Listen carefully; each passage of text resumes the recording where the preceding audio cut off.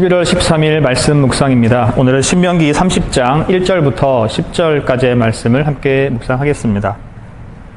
이스라엘에게는 시내산 언약이 주어졌습니다. 10계명으로 대표되는 그 언약을 잘 지켜 행하면 하나님께서 큰 복을 주시겠다고 약속하셨지만, 그렇지 못할 경우, 즉 하나님만 섬기지 않고 우상 숭배를 했을 경우에는 그들에게는 저주가 주어질 것입니다. 그런데 그런 상황이 올 때에도 그들이 돌이켜 하나님께 돌아온다면 하나님께서는 그들을 버리지 않으시고 회복을 해주시겠다라는 계획을 말씀해 주십니다. 본문을 함께 보도록 하겠습니다. 1절, 2절 읽겠습니다.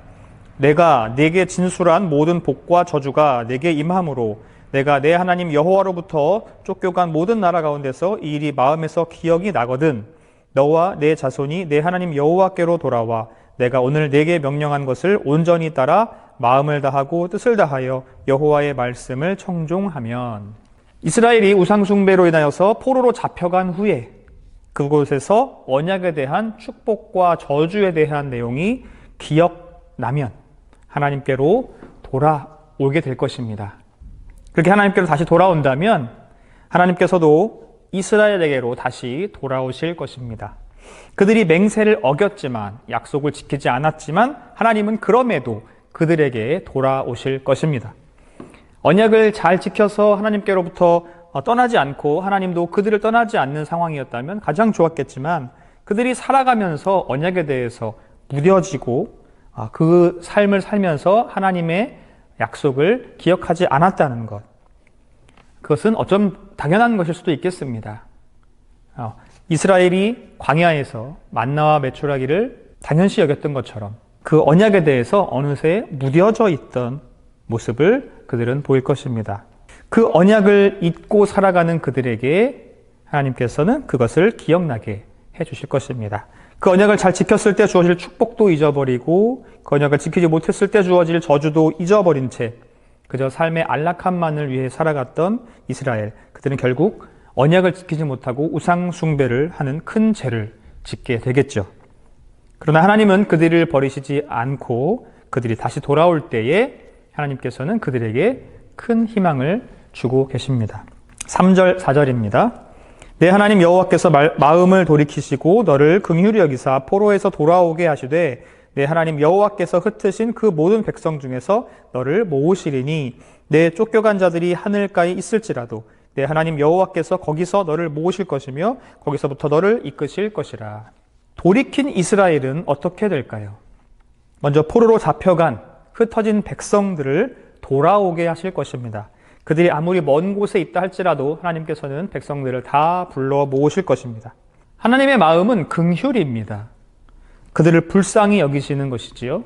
그들이 약속을 어겼기 때문에 당연히 벌을 받아야 됨에도 마땅하지만 그들은 하나님의 긍휼로 인하여서 저주와 재앙에서 벗어날 수 있게 됩니다. 5절입니다. 내 하나님 여호와께서 너를 내 조상들이 차지한 땅으로 돌아오게 하사 내게 다시 그것을 차지하게 하실 것이며 여호와께서 또 내게 선을 행하사 너를 내 조상들보다 더 번성하게 하실 것이며. 다시 돌아온다는 것은 여호와께서 그들의 조상들과 맺은 언약을 계속해서 이어간다는 말입니다. 이스라엘이 언약을 깼지만 하나님의 긍휼로 인하여서 여전히 그 언약은 유효한 것이 됩니다. 그 결과 이스라엘은 그들의 조상들 때보다도 더 번성하게 될 것이라고 말씀합니다. 가나안 땅에 들어가기 이전 이스라엘 백성들은 핑크빛 미래를 꿈꾸고 있습니다. 그러나 모세는 무엇보다도 하나님과의 언약을 기억하라고 말합니다. 이 땅에서 쫓겨나는 일이 없어야 될 것을 당부하고 있습니다. 그 언약, 계약에 충실하기를 바라고 있는 것입니다. 6절입니다. 내 하나님 여호와께서 내 마음과 내 자손의 마음에 할례를 베푸사 너로 마음을 다하며 뜻을 다하여 내 하나님 여호와를 사랑하게 하사 너로 생명을 얻게 하실 것이며. 하나님이 이스라엘의 마음에 할례를 베푸시는 것은 이스라엘이 스스로 하나님을 사랑하게 하시기 위함입니다. 인간이 하나님을 사랑하려고 노력하는 것이 아니라 하나님께서 인간이 하나님을 사랑할 수 있도록 마음을 주시는 겁니다. 이것조차도 하나님의 긍휼입니다. 사람이 하는 것이 아니라 하나님께서 하시는 일입니다. 그로 인해서 이스라엘은 생명을 얻게 되겠죠.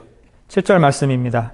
내 하나님 여호와께서 내 적군과 너를 미워하고 핍박하던 자에게 이 모든 저주를 내리게 하시리니, 그 돌아온 자들이 언약을 어겨서 받아야 했던 그 저주는 돌이킨 자에게는 더 이상 의미가 없습니다. 돌이킨 자에게는 그 저주가 적용되지 않는다는 말입니다.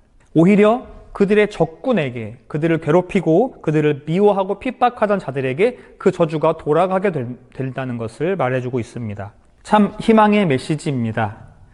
더 이상 그들에게는 저주가 없을 것이고 그들의 적들에게 그 저주가 돌아간다니 얼마나 기쁜 일이겠습니까?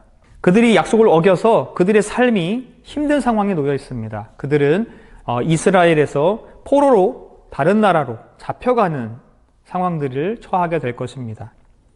분명 그들의 잘못이었지만 하나님께서는 돌이킨 자에게 그들의 잘못을 묻지 않으시고 그들을 돌이켜주시고 그들에게 주어질 저주를, 그들을 괴롭혔던, 그들을 힘들게 했던 그 민족들에게, 적들에게 돌리겠다고 말씀하십니다. 그런데 이 7절 말씀을 묵상하면서 왠지 모를 걱정이 생겨났습니다. 혹시나 그 적군이, 하나님께서 사랑하는 그 누군가의 적군이 누군가를 미워하거나 핍박하던 그 자가 나였다면 어떻게 될까 하는 그런 두려운 마음이 들기도 합니다. 내가 누군가와 적이 되어서 내가 그를 핍박하거나 미워하거나 그렇게 한 사람이 있다면 당연하다고 생각했을 텐데, 그가 잘못했고 그가 나와는 맞지 않고 나와 적이라고 생각해서 그랬을 텐데, 그가 하나님께 돌이켰을 때 하나님께서는 그에게 주어질 저주를 그를 괴롭힌 자에게 준다고 하셨으니, 내가 누군가를 괴롭혔다면 그로부터 나에게 또 그런 영향이 오는 것이 아닌가, 그런 걱정도 있기도 합니다. 하나님께서 긍휼을 베푸시는 것, 그것이 그를 사랑하는 마음일 텐데, 하나님께서 그 사랑하는 자를 위하여서 그를 힘들게 하고 어렵던 자들을 다시 저주를 돌리신다고 했을 때 나의 마음은 그를 더욱더 사랑하고 그를 더 용서하고 그런 마음이 생겨나게 되지 않을까요? 내가 누군가의 관계에서 그들을 미워하거나 핍박하는 일이 생긴다면 그때 다시 한번 생각했으면 좋겠습니다. 내가 그것을 미워하는 것이 당연한 것이 아니라 그를 미워하지 않을 수 있도록, 내가 그를 미워했을 때 만약 그에게 돌아갈 저주가 나에게 오지 않을까 염려하는 마음을 가지면서 그렇게라도 사람들을 미워하지 않고 사람들을 핍박하지 않고 모든 사람에게 적이 되지 않는 그런 모습으로 살아가면 좋겠다 생각이 들었습니다. 하나님께서는 한 사람 한 사람 모두 소중하게 여기시는데 내가 내 주위의 사람들을 소중하게 여기지 않는다면 그것은 하나님의 마음으로 살아가는 것이 아니겠죠. 나의 삶을 돌아보고 하나님을 사랑하듯 이웃을 사랑하는 그 언약 백성으로서의 삶을 다시 한번 다짐해보는 7절 말씀이었습니다. 8절, 9절, 10절 마지막 세 절을 함께 읽도록 하겠습니다. 너는 돌아와 다시 여호와의 말씀을 청종하고 내가 오늘 내게 명령하는 그 모든 명령을 행할 것이라. 내가 내 하나님 여호와의 말씀을 청종하여 이 율법책에 기록된 그의 명령과 규례를 지키고 내 마음을 다하며 뜻을 다하여 여호와 내 하나님께 돌아오면 내 하나님 여호와께서 내 손으로 하는 모든 일과 내 몸의 소생과 내 가축의 새끼와 내 토지 소산을 많게 하시고 내게 복을 주시되 곧 여호와께서 내 조상들을 기뻐하신 것과 같이 너를 다시 기뻐하사 내게 복을 주시리라. 모세는 이스라엘에게 결론으로 당부합니다. 여호와께 돌아와라. 그리고 그 말씀을 잘 들어라. 그리고 그 말씀에 순종해라. 이것이 그들에게 주어지는 당부입니다. 그렇게 한다면 너희에게는 복이 있을 것이다. 아무리 잘못했어도, 언약을 지키지 않고 죄를 지었어도, 심지어 우상 숭배를 했어도 돌이킨다면, 돌이켜 하나님의 말씀을 듣고 순종한다면 너희에게 복이 있을 것이다. 어떤 복이 있습니까? 그들이 하는 모든 일, 그들의 자녀, 그들의 사업, 그들의 모든 것에 하나님께서 복을 주실 것이라고 담대하게 이야기하고 있습니다. 하나님은 그들을 미워하지 않으시고 오히려 기뻐하시게 될 겁니다. 그들이 하나님을 배신한 것을 기억하고 마음속에 앙금이 남아있는 분이 아닙니다. 그들이 돌아온 것만으로도, 그들이 죄를 지었지만, 우상 숭배를 했지만, 하나님을 사랑하지 않았지만, 그들이 돌아온 것만으로도 하나님은 흡족하게 기뻐하실 것입니다. 그리고 그들에게 복에 복을 더하실 겁니다. 아끼지 않는 복을 그들에게 주실 것입니다. 성도 여러분, 하나님께서 우리에게 주신 계명은 간단합니다. 하나님을 사랑하라. 하나님만을 섬기라. 이것이 우리가 해야 할 계명입니다. 그러나 이 계명을 지키며 살아간다는 것이 쉬운 것은 아닙니다. 매일매일 긴장해야 되고 매일매일 깨어 있어야 합니다. 때때로 우리는 넘어지고 쓰러져서 하나님 앞에 서기가 죄송스럽고 두려울 때가 있습니다. 그럴 때 낙심하고 하나님을 회피하게 되는 경우가 있지요. 우리의 죄를 고백하고 돌이켜서 하나님 앞에 담대히 나아가야 합니다. 죄를 지었어도 실수했어도 넘어졌어도 하나님께 담대하게 나아가야 합니다. 우리의 잘못을 시인하고 고백하고 하나님께 용서를 구해야 합니다. 그럴 때 하나님은 우리를 정죄하지 않으십니다. 우리가 잘못한 것을 따져 물으시지 않으십니다. 긍휼의 마음으로 기꺼이 용서하십니다. 그리고 우리를 기뻐하실 것이고 우리에게 복의 복을 더하실 것입니다. 오늘 하루 주님의 뜻대로 살아가는 하루가 되길 원합니다. 그러나 그렇게 잘 안 되더라도 쓰러지고 넘어지고 실패할지라도 실망하거나 두려워하거나 낙심하지 마십시오. 다시 한번 일어나서 주님 앞에 돌이키는 그 노력으로 인하여서 하나님은 우리를 기뻐하실 것입니다.